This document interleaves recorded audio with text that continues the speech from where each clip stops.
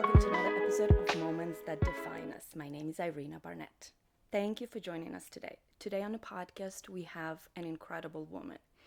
And if you've listened to the podcast, you know I love talking to amazing women who are doing incredible things. And this woman is one of those women who has done an incredible work in the world to help fight family homelessness. Her name is Karen Olson. She's a philanthropist. She is the founder and president emeritus of national nonprofit organization called Family Promise. Family Promise is dedicated to helping homeless and low-income families. She wrote a book called Meant for More, and so this is how I read my book and all the notes I have. It was such an inspiring book. Such an inspiring book, and made me think of things that I could be doing. Hello? I can't believe that I'm finally talking with you because I've read your book and you see how many notes I got here. Wonderful. And I have to tell you that the life you lived and the work you have done to help other people to feel seen and to feel supported is extraordinary. And on this podcast, I love talking to extraordinary women who doing amazing things in the world, because we all as women doing so much in this world, but I'm very honored to be in your presence. And I guess my first question would be for you. Why did you decide to write this book, your story, and what message do you want people to get after reading your book? Well, I had heard so many heartfelt stories of both homeless families and volunteers from the organization that I founded that I wanted to share it with others because I was so touched by the caring and love that was exchanged. And it was heartwarming to me. And I just wanted to share it. So in the book, I share my story as well as the stories of others, that have touched my heart. Yeah. I loved I love the combination of your story and your life and how you came to realize what was your calling, but also reading about, which we will get a little bit later in the conversation, to how much your volunteers done and how much you appreciate your volunteers, but also the people you've helped throughout your life through the Family Promise. And reading their story just brought me to tears, but also gave me such hope. I don't know if we're gonna get to all of this because I have to show you. I am color coding. I don't know if you can see, but almost every page is like that. We don't have many hours, but we're gonna get to some of them. So I wanted to read my first quote that made me think about where we are right now in the world as a society in this country. So here's what she said in the book. So much of the pain that is experienced in our society is preventable if only we help one another. Imagine what the world would look like if we all made the vow to take simple steps to build more caring society. So my question to you is, how do we build more caring society? We start where we are, we're kinder to our neighbor. In traffic, we let someone who's trying to get in, allow them to merge. We um, bring a meal to our sick a friend, or it's just small acts of kindness that start. You don't have to join an organization or become a volunteer with the hospital, say. You just have to say, oh, my neighbor is sick next door.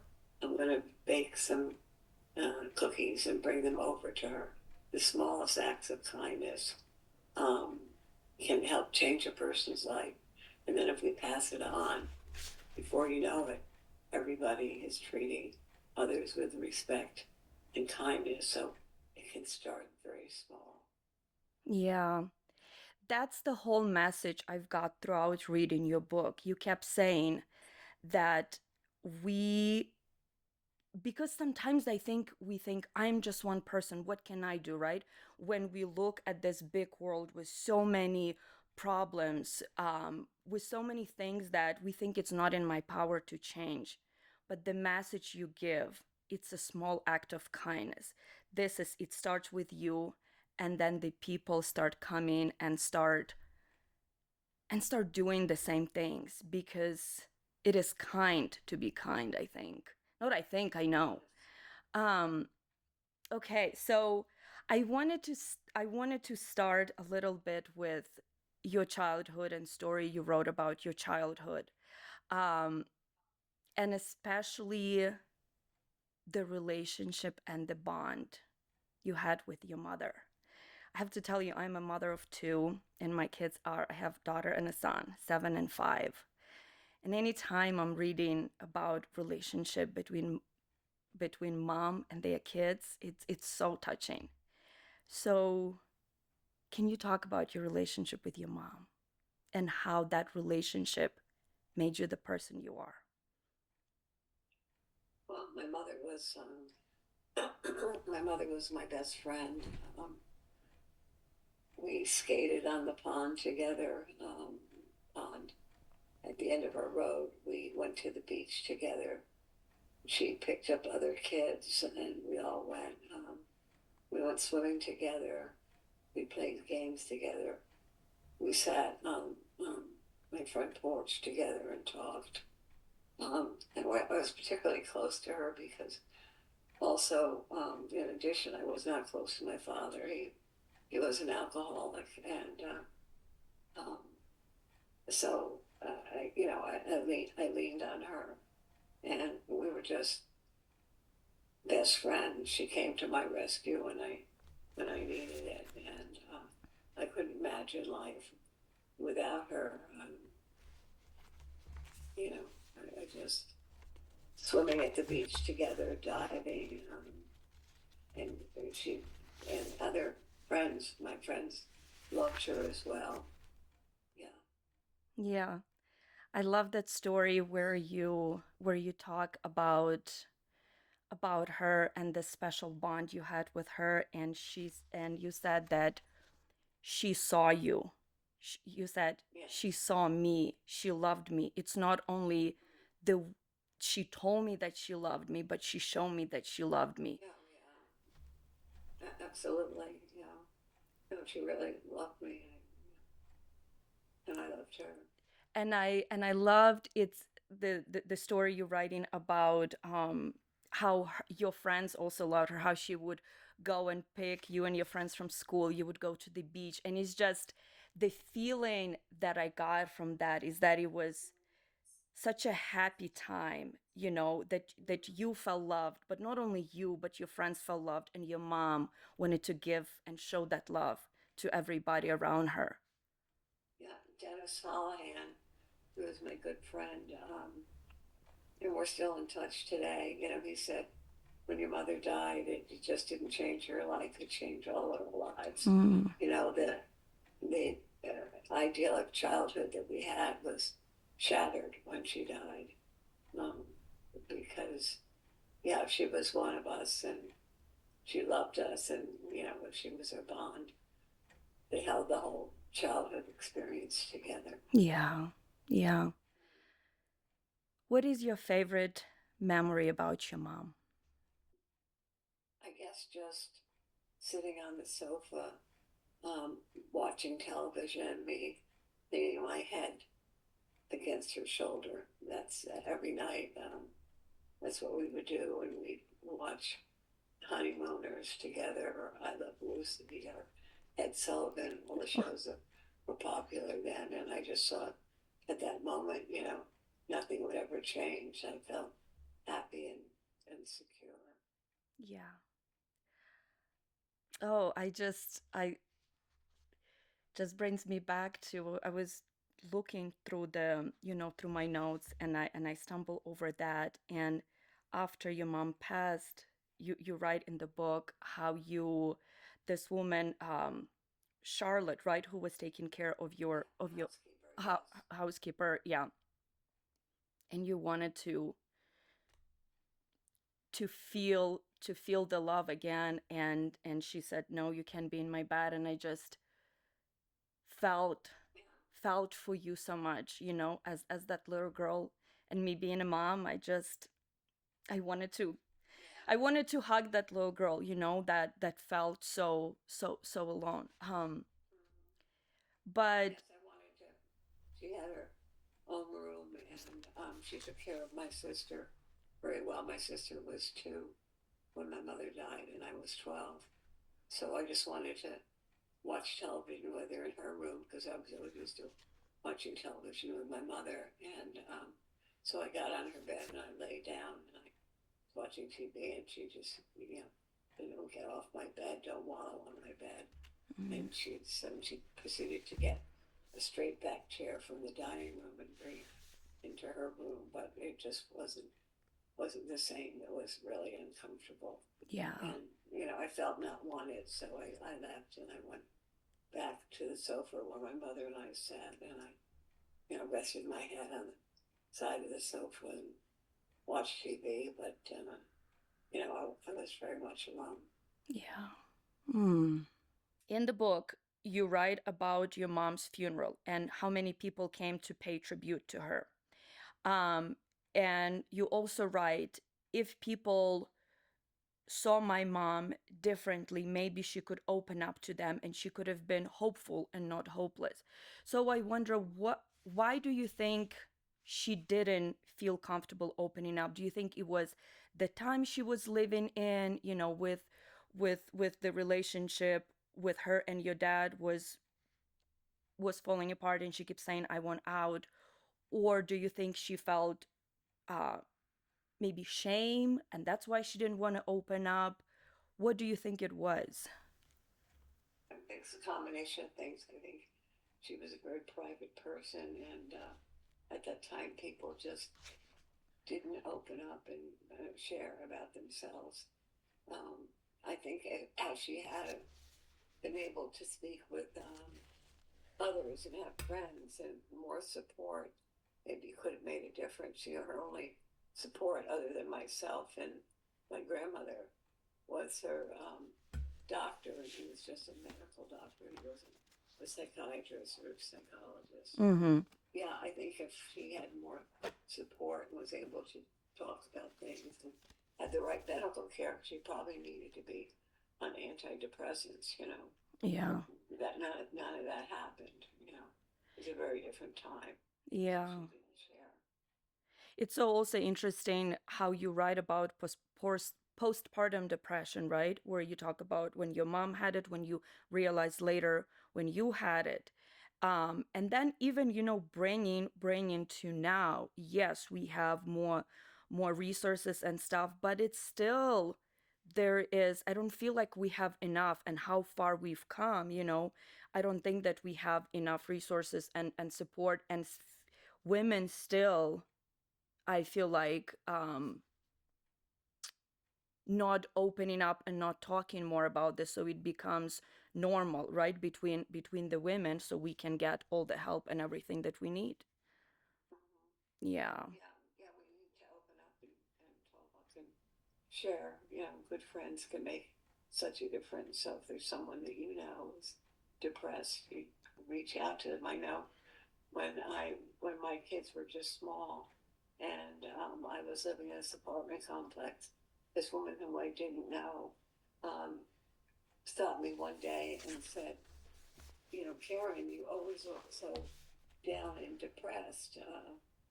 Would you like to come over and do Bible study? I do Bible study. I do read the Bible and talk and with friends in the morning.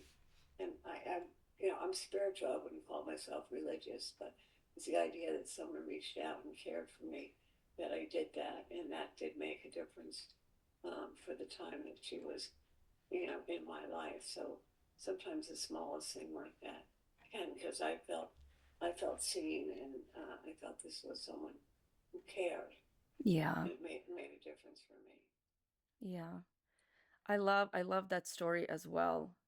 Uh, a stranger sometimes can make such a difference on us that we don't realize. Like you said, it doesn't have to be big, right? Or maybe on our side we think, well, it's not big, to say hello, to open the door, to bring a meal, right?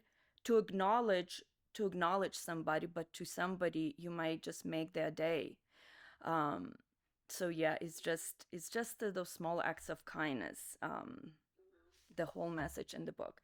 I do want to because you mentioned then this woman that you met said, okay, do you want to come in and do the Bible study and everything? So it made me think about religious versus spiritual, and I wanted to read a little something that I can relate so much as well, and I tell you why. Because you said you grew up Presbyterian, and you said that the problem you see with church, to me, that seemed that more concentrated concern, more about that people are more concerned about the God, about I'm sorry again. The problem for me that people seem more concerned about appearance than God. I never saw any outreach or care for less fortunate. Um, Talk to me about that, because you were little and you already saw that. Yeah, I saw that and it felt artificial. You got to remember that this was in the 50s, so it was a different time than now. Like for instance, my son's church, also Presbyterian.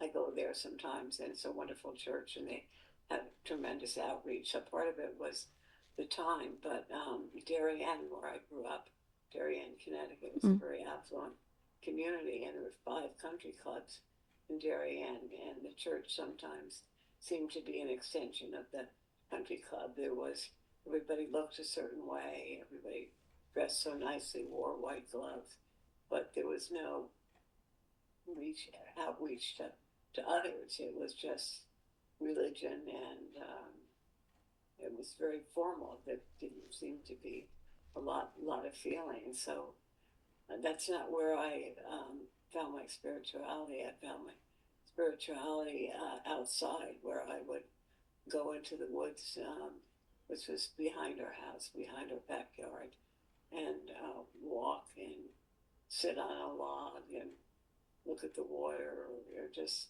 sort of meditate, although I didn't know it was meditating. And then I had a flower garden around a rock. There was a big rock in our side yard that was the shape of a heart. It was funny because I look back now and there was a hole in the heart.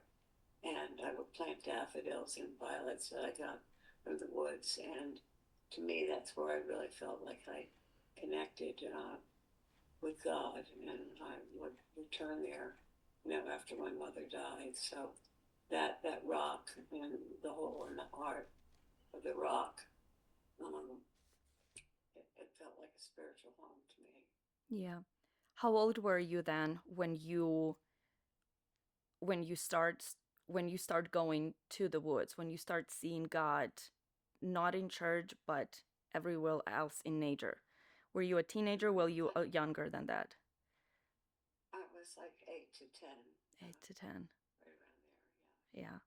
Yeah. I can relate to this as well. I'm originally from Ukraine, and I grew up going to church. My grandmother was very religious, and I realize now that she was spiritual as well, because the way she used prayer was very beautiful and spiritual. But I also, now that I think about my childhood and growing up and going to church with Greek Orthodox, it was the same thing. It was people would come to church, dress. There was no white gloves, but it was it was a bit different because different culture, but still people would come and everybody would look, and somebody walks in and people whisper, oh, what did she wear? Who is she's here with? And so now I think about that. That was, to me, that's not God. To me, it's very, like you said, it's a great word you use. It's artificial. But what are we doing, right? Like, how are we supporting those less fortunate, that in the Bible it says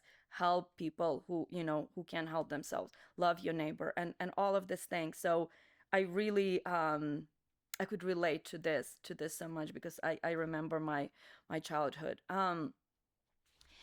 When your mom passed away, you spent a lot of time with your grandmother and you call her Gaga, right? Yes, yes. Such a God, yeah. such a cool name. And so your grandma lived in New York, so you would get on the train, go to New York City. She worked in Macy's, and so you so nicely described how you would walk around and just see all these things and imagine everything, and then you would go for lunch with her and everything. So it seemed to me you also had very special relationship with your grandma. Did you, after your mom passing, did you find comfort in having that relationship with your grandma? No, yes, most definitely, because she was like a second mother to me, you know. And I used to see her every weekend when she came to visit us from New York, so I was already close to her. Mm-hmm. And so I would go in on weekends, and my grandmother worked in Macy's book department, and so I would take the train from Darien into New York City, and then from there take the subway, a couple subways actually, to 34th Street and Broadway, where Macy's was. And Mm. I'd walk in the door at 151, um, 42nd Street, I think. And it was just a whole nother world. Well, the people, it was a certain, it was very homogeneous in Darien. And so here in New York, I was seeing all kinds of people, different races, ages. You know, it was a whole world, just as I thought the world should be. So that was uplifting to me. And then when she was working, I had the whole 9 floors to explore, from dresses to toys to household goods and furniture, and it was just like a fantasy world. I really enjoyed that. And then we would go out to lunch with two of her friends who worked in Macy's, and I just love the adventure part of that. Mm-hmm. It's like a fantasy world. Yeah, yeah, and New York is definitely one of those places where you see every kind of people, everybody. That's what I love about New York, because people, my husband always said that there's a difference between kind and nice. So we live in Colorado, and I feel like people are nice here, but they are not kind. In New York, there's so many famous people living there, but nobody cares. Everybody's just going about their life. But I feel like people are much nicer just in the whole East Coast. Um, so something happened when one of the days when you were with your grandma, and then you were going home to where she lives, and you saw a homeless man on her block. And it's, what's interesting to me is that how you describe, because you experienced so much pain that you could see pain in other people. You could see that they are suffering from something, from loneliness, from something. You just said, I had the ability to see the pain. um and then you tell your grandma, let's help him, let's give him something, right? Let's give him food, let's give him gloves. So tell me about that moment with that man, and how, what your grandma said, and kind of how that made you feel and made you think, about the, people that don't have home or don't have food. Uh, well, when I saw him, I had the heart of a child, and I was open hearted, and but on top of that, because I had lost my mother suddenly, I knew what loss was, and to see somebody in such shabby clothing, and he was hunched over, and he had two shopping bags on each arm, filled with what, I don't know. But he would walk on 112th Street, and he would take like 12 steps and then turn around. At the end of my grandmother's block on Amsterdam Avenue was St. John the Divine Cathedral. And so he would turn and he would put both bags down and then raise his hands in prayer to St. John the Divine, and then come back to his bags, pick them up, take another 12 steps or so. So he had this ritualistic behavior, which I guess even as a child I knew that was not normal, that there was something upsetting about him. But he obviously needed something. His coat was falling off. He was disheveled, and I wanted to help him. And I said, Gaga, I wanted to help him. I said, Gaga, let's get him something to eat or gloves or scarf or something. And she just tugged at my hand and she said, people like that. They want to be that way. They act that way because they want to be that way. And so soon after that, my natural open heartedness and wanting to help turned to, you know, fear and repulsion. And it became easier for me to walk by this man who was hurting. And soon, I didn't pay him any mind. I just kept walking. So my heart became more hardened, or maybe like adults, you just get used to things, and Mm. you're not there with an open heart, and so that's kind of what happened. Yeah. You because the name of your book, Following Your Heart, meant for more, following your heart and finding your purpose. And I feel like your purpose and your calling was growing in you since you were very little, right? It seemed Yes, like you always wanted to, you always wanted to help people. And another story that I like, is when you, in your local hospital, when you become, a candy stripper, when you, no, delivered. not stripper. Wait a minute, don't Stri- say that. That's something else entirely.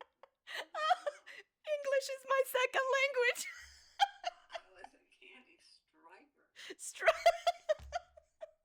Yeah, okay. oh my This is goodness, different. I am so sorry. We're on a podcast now.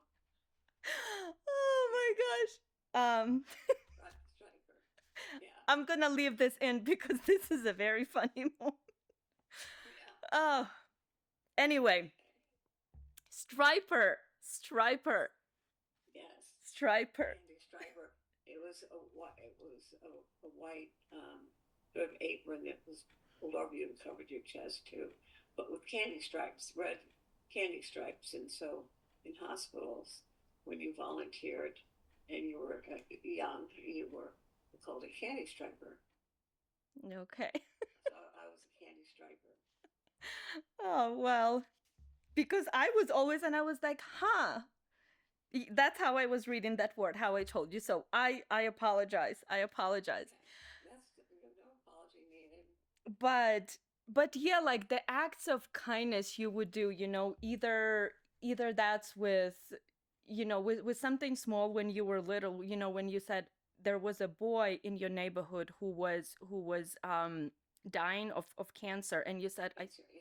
I started playing tennis with him. You just saw this little things, and you said, I didn't foresee that each display of kindness would nurture my compassion for other while providing something I needed. So talk to me about that, because it seemed to me that while you were helping others, you were healing yourself as well. Yes, yes. I had a natural urge to help others because I hurt so much from my mother's death, and I knew what hurt was, and I didn't want anyone else to hurt. So it became quite natural for me to reach out to others in any way that I could, and that made me feel good. There was a saying that I heard somewhere along the line: serve or suffer. In other words, if you have it in you that you want to serve and help, if you don't do it, you'll suffer because it's a natural expression of who you are. And at that point, that became very natural to me to reach out to reach out to others. You were living in New York, and that one day when you were going to work in November 1981, a small act of kindness that you did changed your life. Right. Yeah. Yeah. Um, yeah. It. changed the whole trajectory of my life. I'd always wanted to be a nurse. I'll just give the story in the background.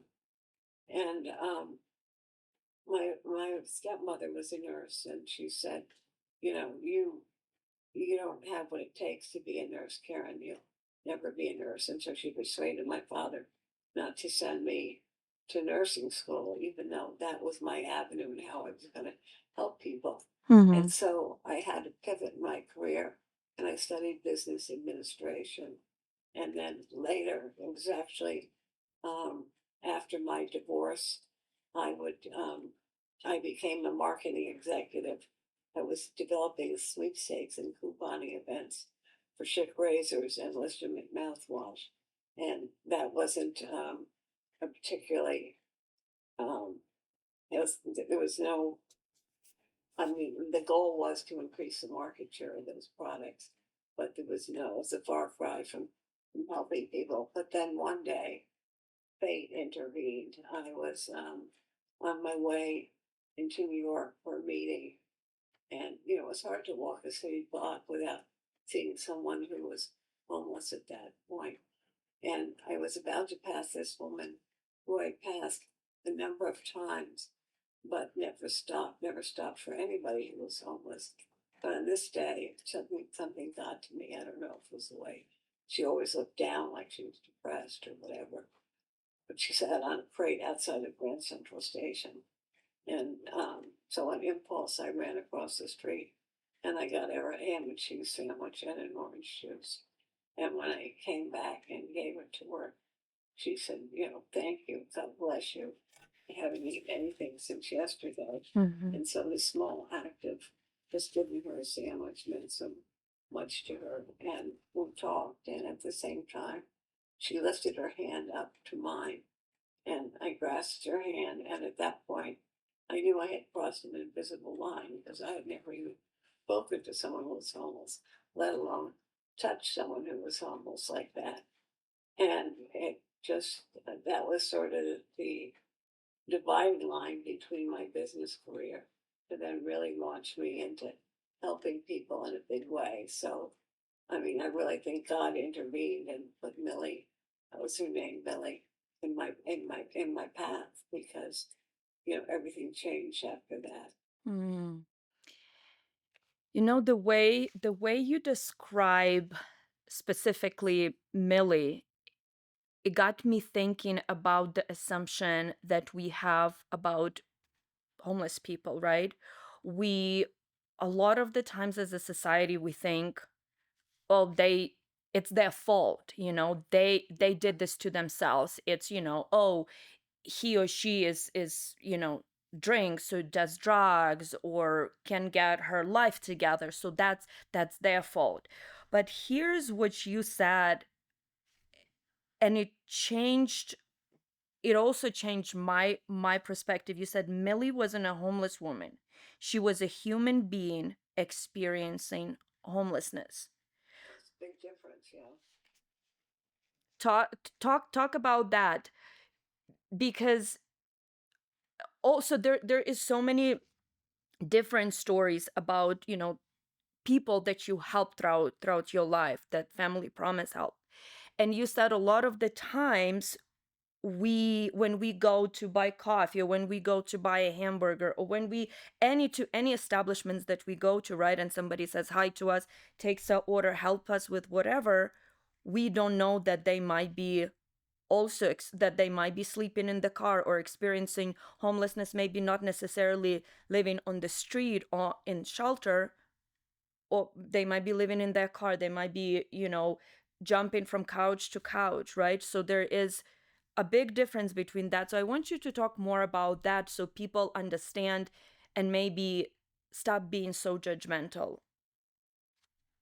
35% of all those who are experiencing homelessness are members of families, and you don't see somebody homeless if they're the working poor. So that the issue is poverty or low wages and the cost of housing. And the symptom is homelessness. So in other words, if you're working at a fast food restaurant and you're making, say, $12 an hour and you have a child, that's really not enough to be able to pay the rent, put food on the table, pay the electric bill, and so on, so forth. And so then you get behind in your rent and get a warning. Before you know it, you're evicted and you become one of the homeless. And then if you're lucky, you can find a shelter bed somewhere so you can get your life back together. But in other words, the main issue is low income. I mean, now maybe you became homeless because, yeah, maybe you had mental illness or substance abuse, but maybe it was divorce, loss of a job. There are many, many precipitating reasons of why someone becomes homeless. But the root cause is the lack of affordable housing and low incomes. Yeah. So it's a very diverse population. I shouldn't even call it a population. It's really a situation that people can fall into. Yeah, and you know what made me think, because you wrote this in a few chapters in your book. How is that in the wealthiest country in the world there is so much people that experiencing homelessness? So I wanted to hear your perspective because you've lived a long life and you've seen those issues firsthand, because that's what you started your organization to help decrease that. But why do you think that is? Because America is sold on this idea that we are the wealthiest and you can be anything you want to be, you can make it if you work hard. But I don't know if that whole truth anymore, or if that ever whole truth. Which it's true for some people, but for others, it isn't. And if they're working low wages, they're not going to be able to afford housing. And at one time, we had a solid housing policy, but that changed in the late 70s when we cut the um, HUD budget, Housing and Urban Affairs Department, which issued government housing or vouchers. We drastically cut that, and that's actually at the same time when you began to see so many people on the streets. Because at one time there were not, back in the time when I was with my grandmother in New York City, that man on her street was Mm.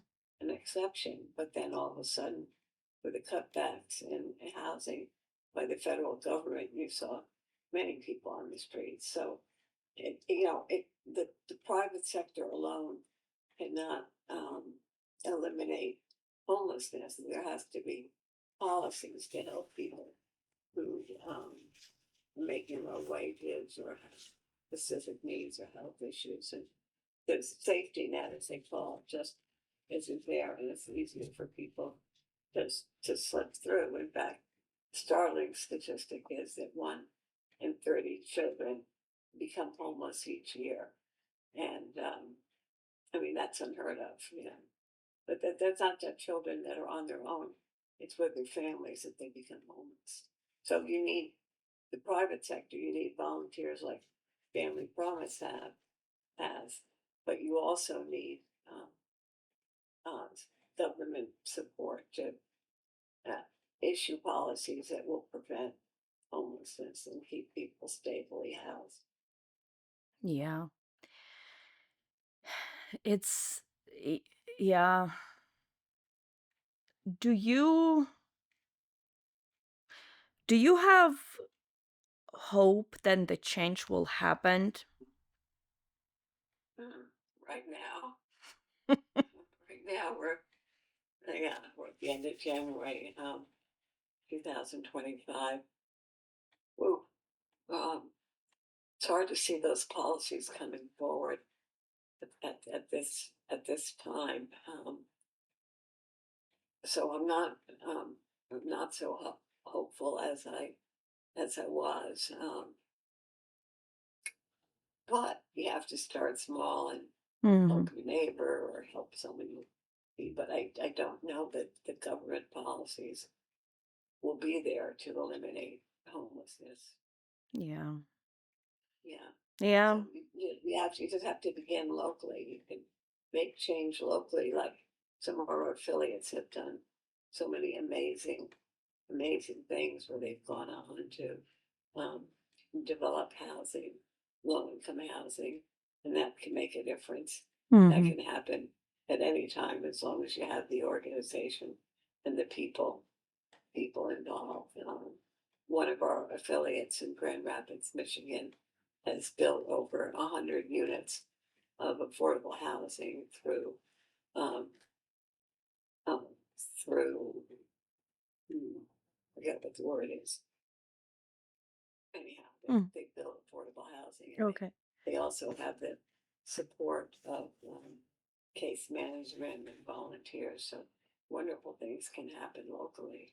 Exactly, exactly. Yeah, you're right. I mean, and you wrote, that this is not a political issue, right? Because and we will talk about more, the obstacles and everything you you had to overcome to create, when the organization started to be big, but it's the issue that should concern all of us, no matter who you are, what political affiliation you are with.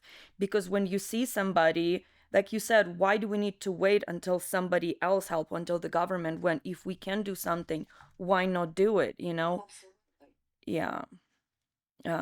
But but yeah, you Yeah. you Family Promise has helped over 1 million people in its last 30 years, and that's all been volunteer efforts. And we have an 81% success rate in helping families find housing and stay in that housing. And that's all a local effort, all volunteers helping in whatever way they can. Oh, the way you write about volunteers is incredible. But I have to tell you, I reach out to Family Promise here in Denver.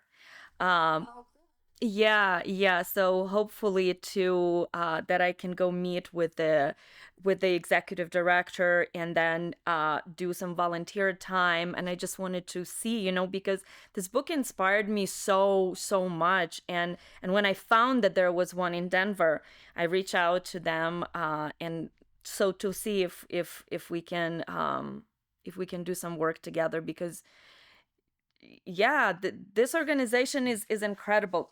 But I wanted to go back a little bit and uh and talk a little bit to me about how you started delivering sandwiches to homeless people in New York. It was in the Grand Station Grand Central Station. Grand Central Station. What was interesting to me is that your kids were helping you, and a lot of people would ask if you were worried, if you're afraid that the people might do something to the kids. So talk to me about that, and how did you decided to do that and bring your kids along with you? Yes. Well, it was after I met Millie. I went home that evening and I told Brad and Doug, who my sons are aged 10 and 12, about Millie. And my younger son, Doug, said, Mom, let's go into New York and find more people like Millie and give them sandwiches. So, we made 25 sandwiches in our kitchen and brought them into New York City. And we actually roller skated around in and around Central Park and gave out this 25 sandwiches all too quickly. But it felt good, and people said, Thank you, God bless you. These were people who we thought perhaps were homeless because they were sitting on a park bench and, in ragged clothing and so on. So that felt very satisfying. And so the next time we went in, I think we made 50 sandwiches. We soon saw that people in Port Authority who were sitting on a bench they weren't waiting for their bus. They were simply homeless. And we did this every other Sunday for almost 2 years. And we got to know people. We got to know people by name. And the sandwich really became a vehicle to say that we cared. Hmm. And we met Lucille, who she was an older woman, and she stayed under an escalator, and she had blankets there, and but she would also have jewelry on, like she like it was of another uh, time in her life. And she would say to Doug, Doug, you study hard. You don't want to end up homeless like me. And um, but when she was on her bad days, maybe when she was off her medication, she would scream at the top of her lungs, that we were the CIA or FBI, and so the kindest thing we could do was not go near her. Mm-hmm. But there were others who we'd see regularly, like Arthur, who was a World War II veteran, and he wore medals inside his jacket, and he would tell my sons, about war stories. But so the sandwich became a vehicle to say we cared, and they sometimes said they waited for us, and but we got to know them by name, and then at Thanksgiving time, it came around. And I thought, why don't I invite some of our friends from Port Authority home to my house for Thanksgiving? Now, the thing about that is, I'm not a very good cook, and I never ever cooked Thanksgiving dinner.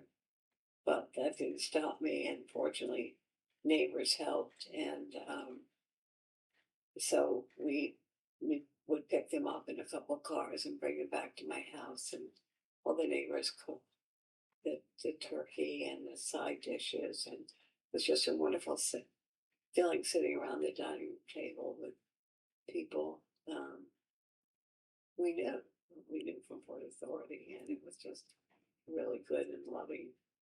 But some of my neighbors thought I was crazy, but I had crossed this invisible line where I couldn't see things just as I had seen them or the public sees them. I had seen them another way through my spirit or whatever. I saw people who were hurting, who once were not homeless, and now they were experiencing homelessness. And so it seemed like the natural thing to have them back to my house, but it was a crazy thing to others, probably. Yeah. Something you said that you crossed this invisible line and you saw them differently. And it made me think of your mom when you said she saw me. She saw me. Yeah. Her action showed me that she loved me and then she saw me. And I think, my goodness, everybody in this world, I think no matter who we are, where we come from, we all want to be seen and loved and understood and and yeah, and feel loved. And you showed this to people, and that's, to me, that was like what your mom instilled in you, and you carried on. But I do want to ask you about that Thanksgiving, because you said, okay, I wasn't a good cook. Same here. I'm not a good cook either. But how did your neighbors come on board? Because you said it was, all nice houses and white fences and everything, and then, I'm bringing all these people to come to my house, to my neighborhood. But your neighbors come together. You were talking about how one neighbor cooked, or many neighbors cooked, right? So Yeah. tell me, how did your neighbors come on board to do this? Like for instance, Bill Harrison, who was a bond trader in New York City, just lived about three houses from me. And, we were friends. And so he knew what I was doing. And yeah, he thought I was a little nuts, but then he wanted to help. So he cooked the turkey. And then Jane Fleming across the street and a few houses down, she cooked all the side dishes.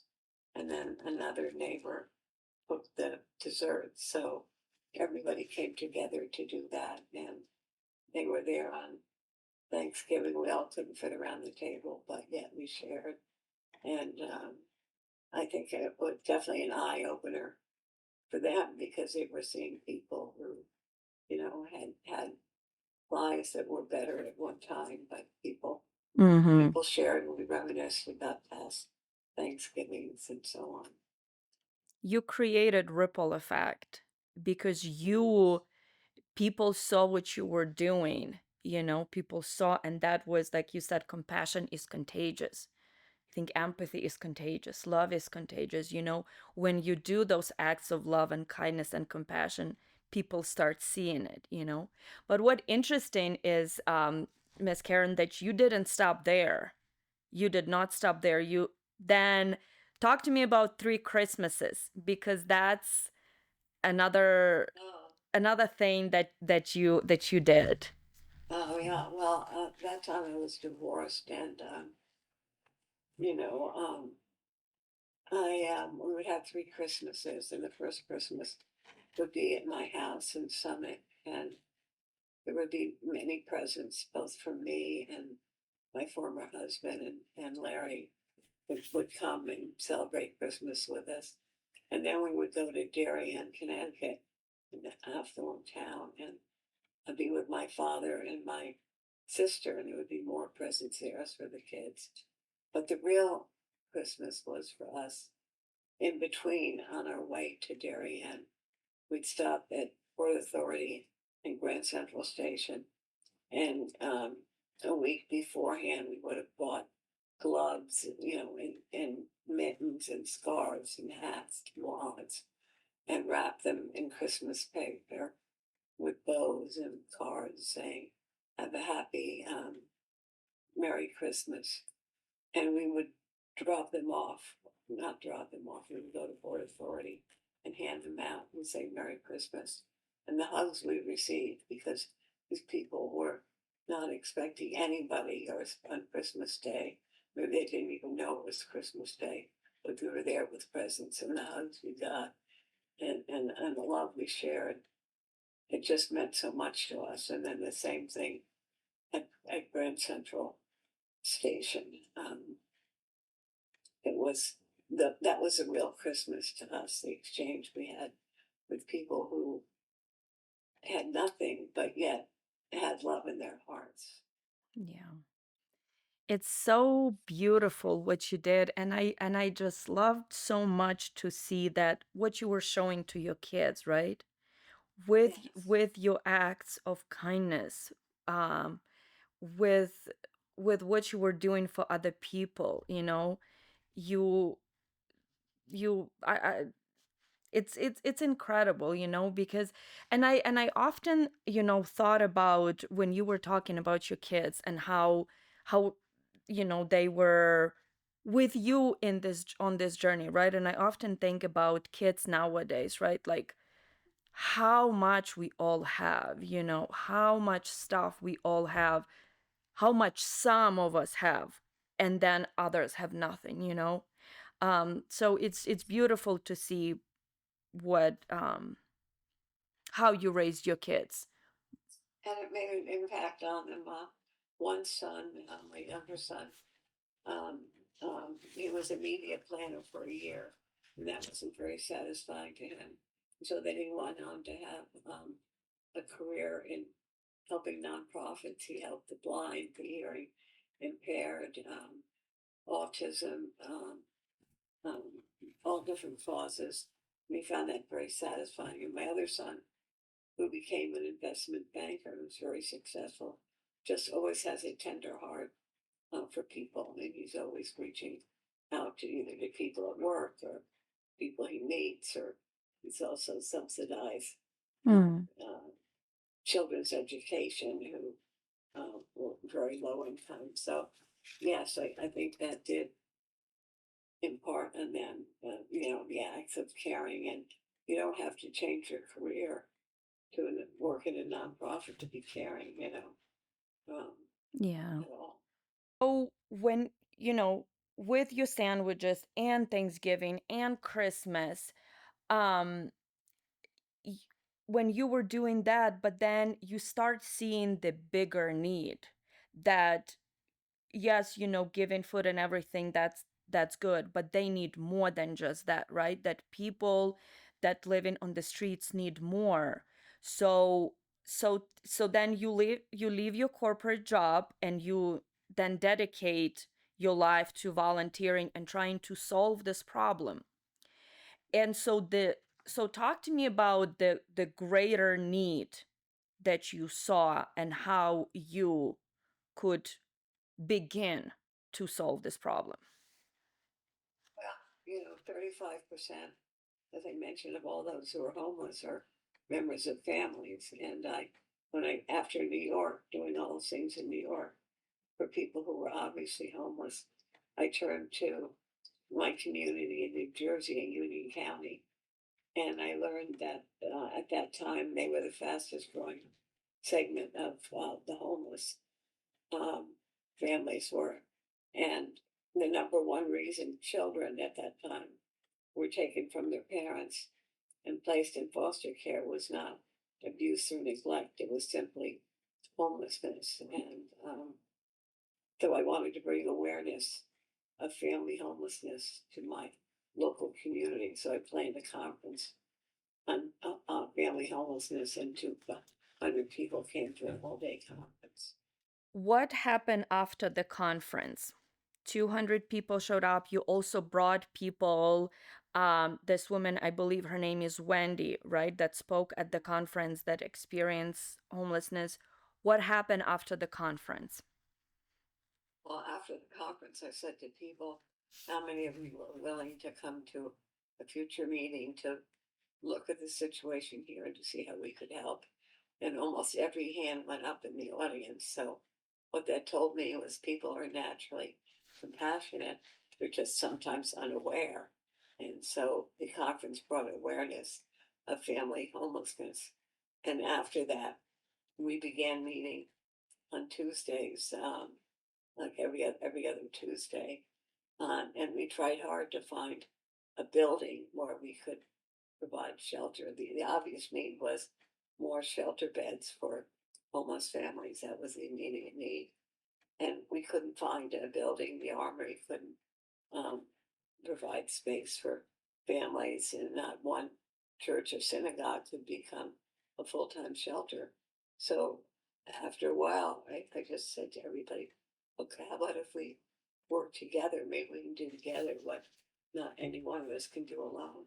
So 11 churches and one synagogue came together and agreed to provide shelter for a week at a time in their buildings on rotation of each other. That meant Central Presbyterian Church, for instance, in Summit would host about once a quarter. And that was something that was very, very doable. And so at the end of that first year, 70% of the families had found housing. And often it was from the leads of volunteers who referred them to housing or had an apartment that they could rent, that sort of thing, where they went out and helped them look for housing. They also donated cars. So they'd mobilized the community around one idea of helping homeless families. And now they saw kids who were homeless and, parents or single moms who were homeless. And they felt that there was something they could do. And then after that, nearby communities in Essex and Morris said, counties said, how do you do this? We called it at the time Interfaith Hospitality Network. And so I worked with them, and then they started their own programs. And then it grew. So, it started with a sandwich family, but I just took one step at a time. I don't consider myself well, a marketing maven or anything like that with special talents. My art led the way, and it grew, and it grew into more affiliates. And the next thing I did was, when I saw it was contagious that others wanted to start this, I formed a national nonprofit. And all of this, I was also helped with two angels. In other words, when I left my job, I couldn't afford not to be employed. And two angels came to me and helped. One was my father, who bought a house for me. And the other was Morris Bolsky, who contributed financial support equivalent to the salary. So without those two angels, and Morris's help for about 2 years, I couldn't have started Family Promise, because I'd have to continue working and I wouldn't have had the time to devote to this. So things were put into place, like one step after another. In other words, when I gave that first sandwich to Millie, I would never have thought like, oh, this is going to lead to starting a big organization because that would be beyond me. Hmm. But it would just take one step at a time. Things begin to unfold. Yeah. You know what's interesting about what you said is that when we put on earth and we have a calling, right, that the universe provide for us Right. to, put people in our way to help us, because like you said, you couldn't afford to be unemployed, right? But yet, your dad and this other person came and helped you so you could do something that is much bigger than you. um it's beautiful. Can I ask you about your trip to Bahamas, because something very profound happened there. As you were building your organization, you had to overcome so many different obstacles, which was interesting to read about those. And some of those made me think that that's still happening now. um but you decide that you needed to take a little break, and you went to Bahamas, and what happened there was almost like out of body experience. Would you describe that? Yeah.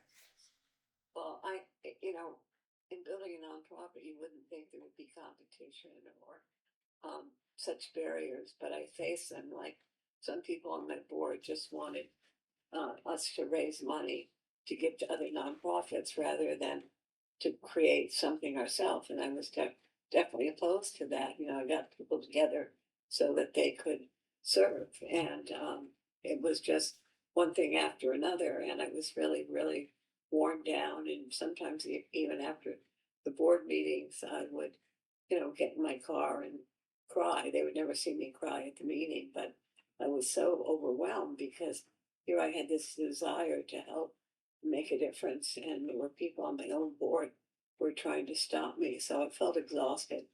So I went to the Bahamas for about 4 days, and was there, and I was having breakfast at the hotel, and I said to the waitress, "Do you know the church? I'd like to go to a country church."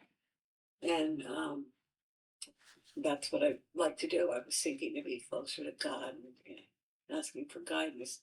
She first told me of churches near the hotel, but they were catering to hotel people. I wanted to go out in the country. So she gave me the directions and I got on my motorbike, but I got hopelessly lost. I didn't know where I was. I was deep in the country and I couldn't find that church. But then all of a sudden, I heard this gospel music coming from upstairs over a storefront. It was a store underneath, and then this beautiful gospel music. So I parked my bike and I went up the stairs and I looked, and there was like a church. It was a church. There were people, seated. It was a full house, and that's where the beautiful music was coming from. And so this woman, who I later learned her name is Irene, she welcomed me and I sat next to her. And then at one point in the service, they said, anybody that has a prayer or needs help or is hurting, come forward. And so Irene encouraged me, and so I did. And then I told the congregation what I was trying to do to help homeless people in America, and I was facing this resistance. And they all put their hands over me, laid hands, and prayed. And then I went back to my seat. And then after the service, Irene said, come here into this back room. And she and her friend, they prayed for me. And then they put their hands on the upper part of my chest and widened my chest in some way. And all of a sudden, this sound came out of me, not my voice, but another voice. I can't explain it. Came from like the pit of my stomach or my gut or something. This voice came spurting forth, and I was speaking in tongues. Now, that's not something I ever even believed in. Trust me, having grown up in a Presbyterian and a mainline congregation in an affluent um, town, I wasn't familiar with speaking in tongues. I didn't even believe it existed, but it happened, and I don't know. I still don't know to this day. I know that people speak in tongues. I know I didn't speak in tongues since then, but it was that moment. So maybe it was a cleansing or something. And then, they talked to me afterwards. And Irene gave me the first contribution to Family Promise to help build what I wanted to build. It was $100 check, and I thanked her, and that was really the seed money to start this. So the seed money helped, but also the spiritual experience there in the Bahamas must have done something to me because things moved smoother after that, you know. Um, Yeah. yeah. Oh, and she said, "Oh, yeah, right." Irene said, "Because this check that will help." She said, "You're going to help millions," and I thought, but she was right. She was Yeah. right. So it's a beautiful healing experience. It's really hard to put into words. I know. I when I was reading it, I was trying to even imagine what that was like for you, but what you said after that, you said God didn't just want me to find a building. He wanted me to build community. Yes. Yeah, so that's because, I was trying to find this building. And then I realized that when we came up with the idea of taking turns, that so many more people could get involved because they were volunteering at their own church or synagogue, staying overnight, preparing meals, and that. So we're building communities, and we found a building. Then we have, had I found a building at that point, we would have had, maybe a staff of 12, and, maybe we would have helped, I don't know, a couple 100,000 people. Um, but instead, God didn't want me to find a building. He wanted me to build community. So our first program was called the Interfaith Hospitality Network, and it built community and those resources, churches and synagogues, and day centers like in a social service agency or Y, and transportation by van existed in every community, so it was easy to replicate. And so that's why today we have close to 200 affiliates across the country, and that's the community that was built rather than find a building. Exactly. You are I read that your organization or the affiliates of your organization are in 43 states. Yes, that's right. It's incredible. Like you're almost in every state. So you see how it's so I hope the people that listen get this message that you by yourself, we think that we by ourselves cannot do anything. You started as just you, right? And then Right. because of this acts of kindness you did, people started seeing that and started also wanted to do something, right?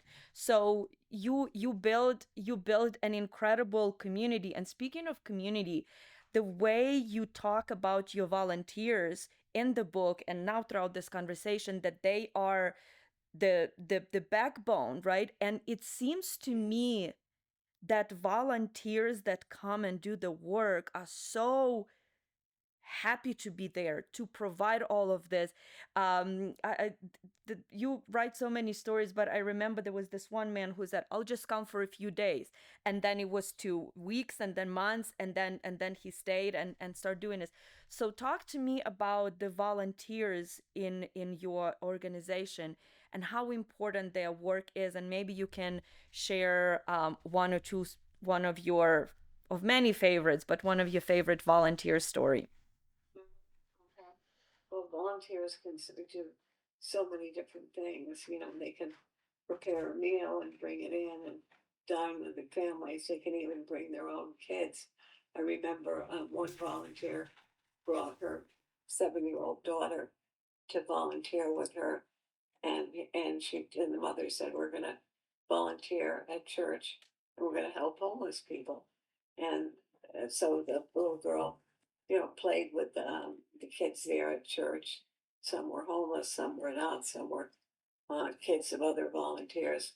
And when the little girl left with her mother, she said, "When are we going to see the homeless?"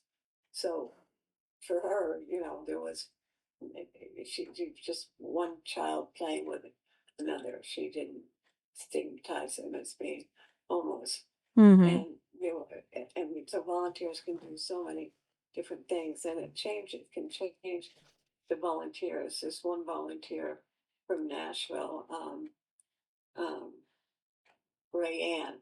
She was an elderly woman. She was in her mid 70s, I guess, and she was suffering terribly from the death of her husband. And when Family Promise came to her church, she felt that that was something she could do, and so she began volunteering. I'm sorry, her name is Thea. I was thinking it was Ray Ann. It's Thea.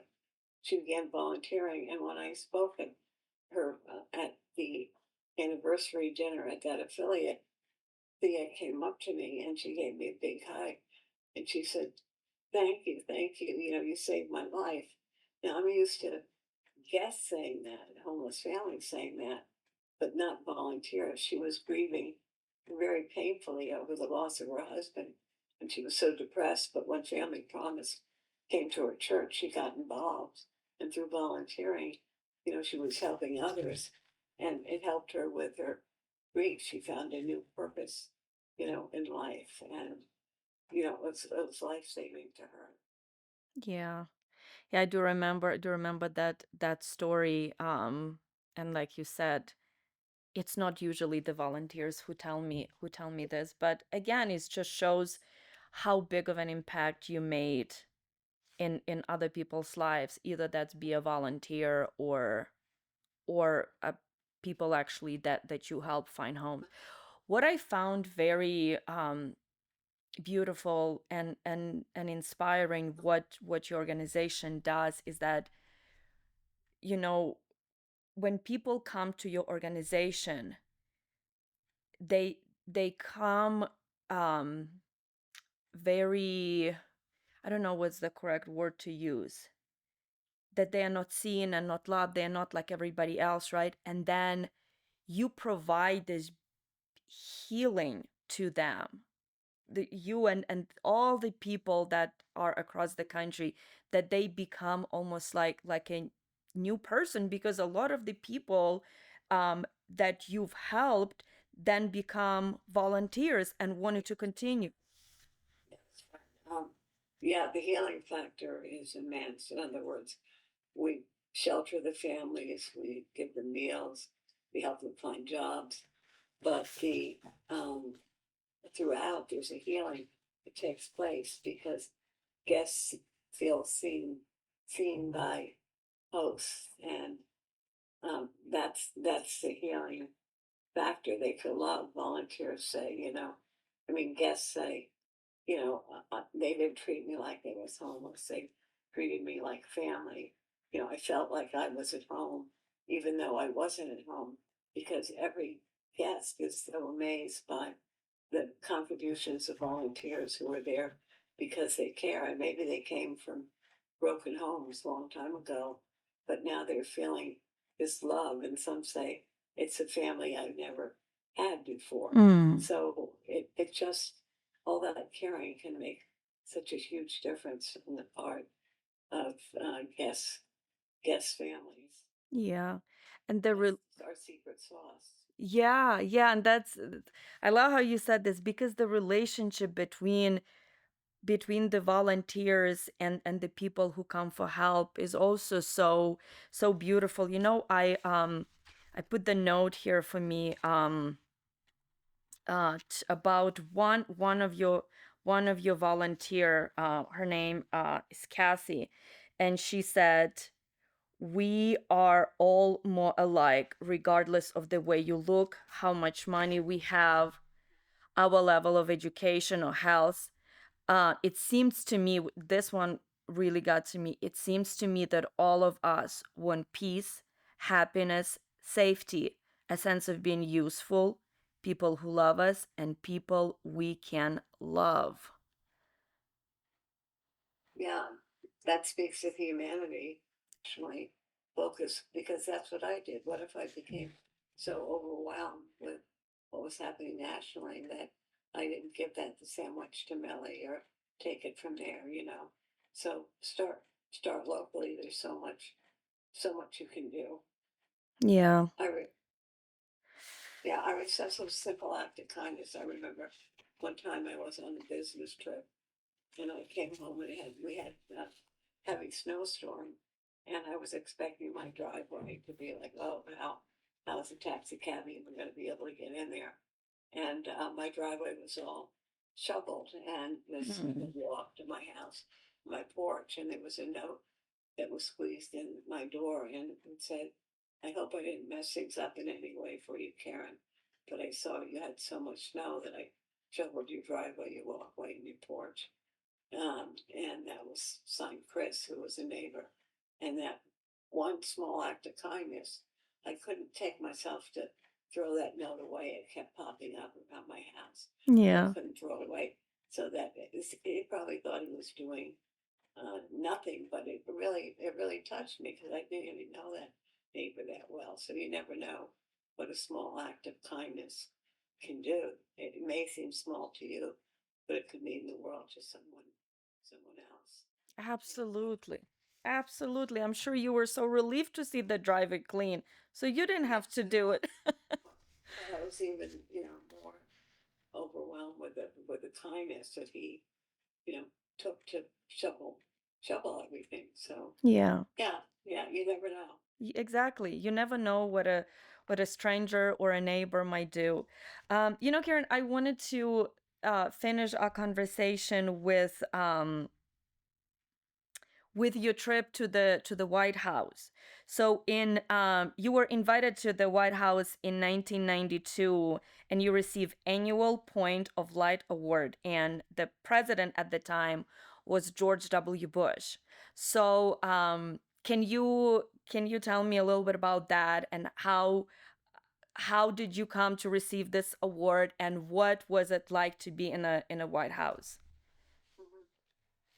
Well, there were 4,500 nominees and 20 were given the Point of Light Award. So there were 20 us that came. And I brought another volunteer with me, Kim Delator. And it was, just something amazing. We entered the White House and representative there gave us a little tour. And then we came into this room and President Bush spoke and, gave out the awards. And then we all sat down to a lunch, and I sat next to Barbara Bush, and Chris Everett, the tennis player, was there, and even Michael Jackson. I don't know what he got his award for, but yeah, he was very nervous, and he didn't eat anything. He just sat there, but then he spilled a glass of water all over President Bush, and President Bush made light of it. But it was lovely, and it was very nice. Um, it was a wonderful experience, but Yeah. it pales in comparison to the awards I get in helping homeless people or thinking about the many people we've helped. It was very nice to receive the award. Yeah. Yeah, it just shows how what kind of person you are, because a lot of people would say, "Oh, I went to the White House, I received that's like the highlight of my life." But were you saying, it was nice and I appreciate it, but the awards I received from all these people, seeing people be successful, that's the award. And that just shows the type of person you are. And I guess my question to you is that, Do you like the word legacy? And what do No, you don't? Tell me why. no. I don't even know what it means. People say, "What a legacy you're leaving." Like it's sounds too personal, directed at me when I feel like God's hand has been involved in this all the way, and it's not like I had to fight, fight, fight to have this happen. I felt like God was with me, and this all happened, and it was my legacy. I don't know. Me, it doesn't matter. Mm. It just doesn't matter. It's the whole journey has been more spiritual. It's spiritual. I can't identify with me. Yes, my spirit, yes. But me, Karen, no. Yeah. Oh, Miss Karen, thank you so much for coming and talking to me. I hope I didn't take too much of your time, but I just thank you for inspiring me. Thank you for writing this book. So Karen's book with all my notes called Meant for More, Following Your Heart and Finding Your Purpose. I will link this book and everyone should read it because especially in these times, this light, you are the point of light, you know. You were the point of life for this past, few for the months that I was reading and preparing, and you give me so much hope, and you give so much hope to other people that came through your organization. I'm excited to go and visit the Denver affiliate, and um, yeah, and just thank you for everything you've done for the people to bring this issue not just to light, but also try to solve it. Well, thank you for being you, Irina, and spreading the light all around of people through your podcast. What a beautiful gift you're giving to everyone. Oh, thank you so much, Miss Karen. It was truly an honor to talk with you.